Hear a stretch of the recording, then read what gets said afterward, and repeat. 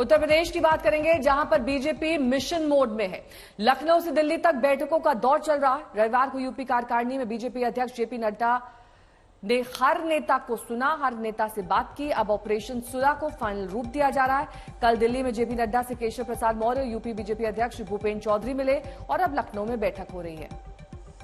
आज की बैठक में विधानसभा उपचुनाव के लिए 10 सीटों की तैयारियों पर मंथन हो रहा है। योगी फुल एक्शन में है इन सबके बीच। जबकि सीएम केशव प्रसाद मौर्य ने ट्वीट किया, उन्होंने एक बार फिर से उसी बात को दोहराया, संगठन सरकार से बड़ा नहीं, लेकिन नए ट्वीट से अपने बयान का वीडियो हटा दिया।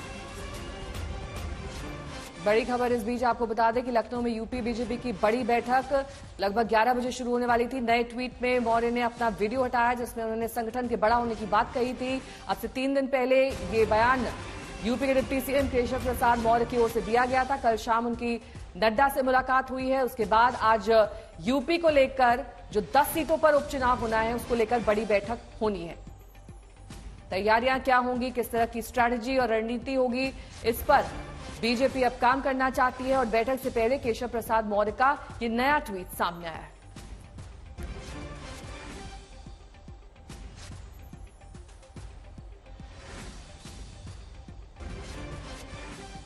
अभिषेक हमारे सहयोगी इस वक्त जुड़ चुके हैं। अभिषेक, ये सारी गतिविधियां किस ओर इशारा कर रही हैं? एक तरफ दिल्ली में केशव प्रसाद मौर्य का आके मुलाकात करना, उसके बाद ट्वीट से अपना वीडियो हटा लेना।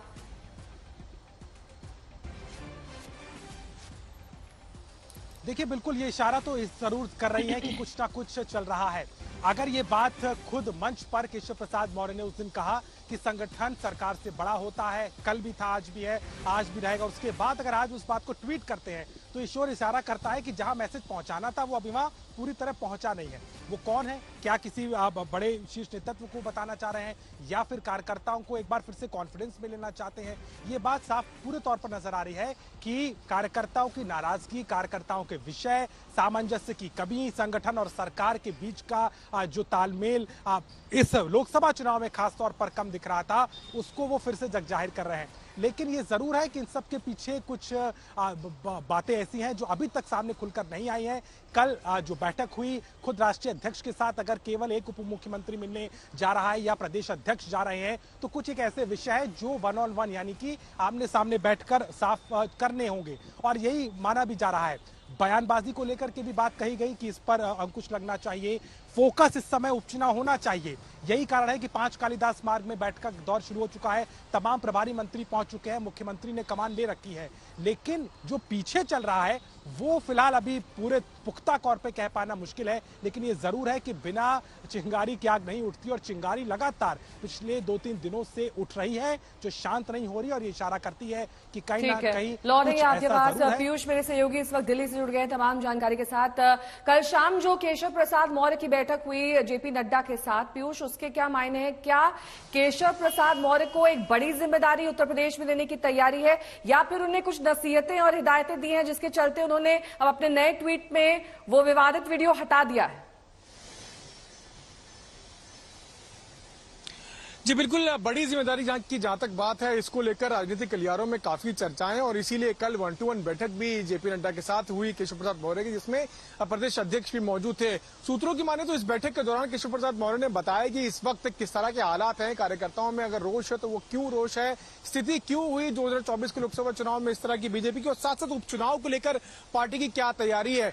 लेकिन साथ साथ ये भी बेहद जरूरी है समझना कि कुछ दिनों पहले ही कार्य समिति की बैठक हुई थी उत्तर प्रदेश में और वहां पर सभी नेता मौजूद थे। जेपी नड्डा भी वहां पर मौजूद थे, योगी आदित्यनाथ भी थे, केशव प्रसाद मौर्य और जितने भी नेता हैं बीजेपी के बड़े वो सभी मौजूद थे। लेकिन वहां पर ये बात नहीं रखी गई।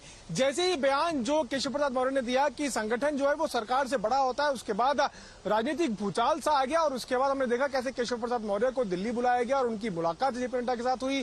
प्रदेश अध्यक्ष उसमें मौजूद थे। अब खबर यह भी है कि ब्रजेश पाठक भी आज आ सकते हैं और उनकी मुलाकात भी जेपी नड्डा के साथ हो सकती है। और ये सभी मुलाकातें तब हो रही हैं जब कहीं ना कहीं कार्यकर्ताओं के मन में रोष है।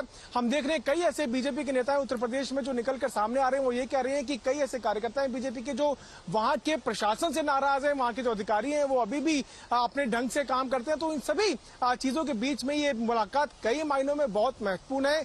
अटकलें ये भी है कि केशव प्रसाद मौर्य को फिर से बड़ी जिम्मेदारी दी जा सकती है, उनको प्रदेश अध्यक्ष भी बनाया जा सकता है, क्योंकि पार्टी का यह मानना है कि 2017 में जब सरकार बनाई बीजेपी ने तो उस वक्त केशव प्रसाद मौर्य प्रदेश अध्यक्ष थे। लेकिन इस बार जब लोकसभा चुनाव हुए हैं उस वक्त वो उनका रोल ज्यादा महत्वपूर्ण नहीं था और इसीलिए वो एक ओबीसी चेहरा भी है, तो उनको बड़ी जिम्मेदारी भी दी जा सकती है। लेकिन साथ साथ जिस तरह का समन्वय नहीं बैठ रहा है संगठन और सरकार के बीच में, उसको भी दूर करने की जरूरत है, उसको बिठाने की जरूरत है और ये जरूर बताने की जरूरत है कि कैसे कार्यकर्ताओं का मनोबल जो है वो बढ़ाया जाए ताकि आगे आने वाली विधानसभा चुनाव पर इसका असर होता नजर न आए।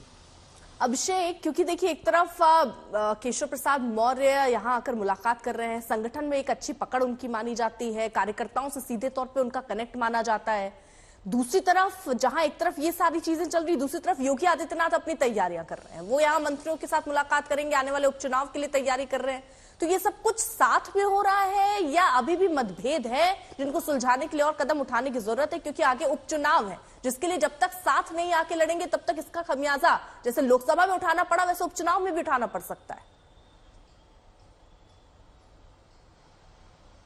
देखिए अर्पिता, एक चीज बहुत साफ नजर आती है, सीएम योगी आदित्यनाथ ने उन उपचुनाव को अपनी साख का सवाल बनाया है और इस बात को उन्होंने खुले तौर पर पहले भी बैठक के दौरान कहा था और जिस तरीके की फीडबैक भी मिल रहा था वो इसी ओर इशारा करता है। पहली बार नहीं है जब मुख्यमंत्री किसी बैठक में शामिल है या फिर पहले भी उम्मीदवारों को लेकर के क्या मुख्यमंत्री की राय नहीं ली जाती थी। नहीं, ऐसा नहीं है, हमेशा से वो कोर कमेटी का पार्ट रहे हैं, प्रदेश के मुखिया है, चुनाव प्रबंधन समिति में भी वो है, उनकी ही निगरानी और उनकी ही सेइंग के साथ में तमाम फैसले होते रहे हैं। लेकिन इस बार चूंकि ये पूरा का पूरा दाव बीजेपी से ज्यादा योगी सरकार पर है। सरकार में रहते हुए अगर उत्तर प्रदेश में बीजेपी 62 से अगर वो 33 पर उतर रही है तो उसका क्या कारण है?